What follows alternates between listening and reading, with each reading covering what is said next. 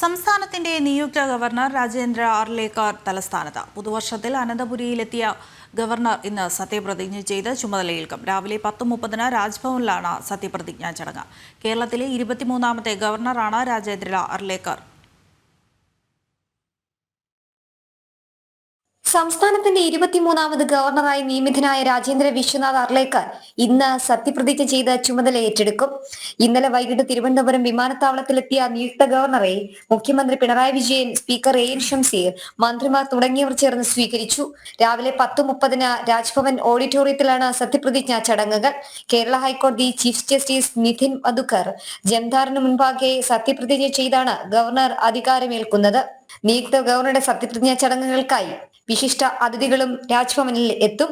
നിർണായക ബില്ലുകളിലും സർക്കാരിന്റെ രീതികളോടും നിയുക്ത ഗവർണർ രാജേന്ദ്ര ആർലേക്കർ സ്വീകരിക്കുന്ന നിലപാട് നിർണായകമാണ്. നിയമസഭാ സമ്മേളനം തുടങ്ങാനിരിക്കെ ഗവർണറുടെ തുടർ പ്രവർത്തനം കാത്തിരിക്കുകയാണ് രാഷ്ട്രീയ കേരളം. ജനം, തിരുവനന്തപുരം.